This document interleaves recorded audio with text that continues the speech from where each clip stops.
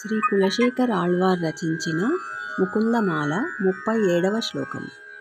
అనంత వైకుంఠ ముకుంద కృష్ణ గోవింద దామోదర మాధవేతి వక్తుం సమర్థోపి న వ్యక్తి కశ్చిదహో జననాం వ్యసనాభిముఖ్యం.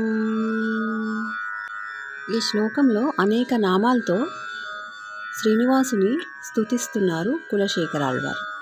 అనేక నామాలతో ప్రతి ఒక్కరూ ఆ దేవదేవుని కీర్తించవచ్చు కదా, మరెందుకు వ్యసనాలలో మునిగిపోతున్నారు?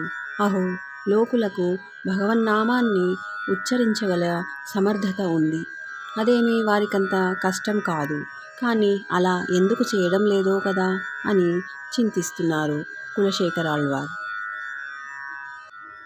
వ్యసనాలు అంటే రెండు అర్థాలున్నాయి. ఒకటి దుఃఖం, మరొకటి చెడు అలవాట్లు. ఈ రెండు దుఃఖానికే దారితీస్తాయి. చెడు అలవాట్లు ఎంతో ఆకర్షణీయంగా ఉంటాయి మొదట్లో, కానీ పోను పోను వాటికి బానిసలై జీవితాలనే నాశనం చేసుకోవాల్సిన దుస్థితి ఏర్పడుతుంది చాలామందికి. అందరూ జాగ్రత్తగా ఉండాలి. భగవద్భక్తికి అలవడితే దుర్వ్యసనాల జోలికి పోలేరు సుమా. మానవులు మంచి పుస్తకాలు చదివితే, మంచివారితో సాంగత్యం చేస్తే, మంచి అలవాట్లు అలవరించుకుంటే ఎంతో మనోవికాసం కలుగుతుంది, సన్మార్గానికి దారితీస్తుంది. అన్నిటికీ భగవద్భక్తి ఉంటే ఇంకో చెడు పని అనేది వస్తుందా ఆలోచించండి. నామ విశ్లేషణ. అనంత. ప్రాపంచిక వస్తువులకు మొదలు తుది అనేవి ఉంటాయి. అయితే చేతనాచేతన వస్తు సముదాయంలో అంతర్గతంగా ఉంటూ అన్నిటికీ ఆధారభూతమైన వైకుంఠనాథునికి అంతమనేది ఉందా? ఆద్యంతరహితుడు కదా ఆ అఖిల లోకేశ్వరుడు, అందుకే అనంతుడైనాడు. వైకుంఠ. వైకుంఠం ఆనంద నిలయం. దుఃఖం వైదొలిగితే వచ్చేది సంతోషమే కదా. శాశ్వతానందం ధామం వైకుంఠం. ముకుంద. మోక్షాన్నిచ్చేవాడని అర్థం. శ్రీకృష్ణ.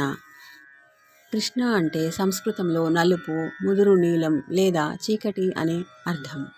ఇంకా అందరినీ ఆకర్షించేవాడు, ఆనందింపజేసేవాడు, ప్రేమకు అధిపతి, పాపాలని నశింపజేసేవాడు అని అర్థం. గోవింద.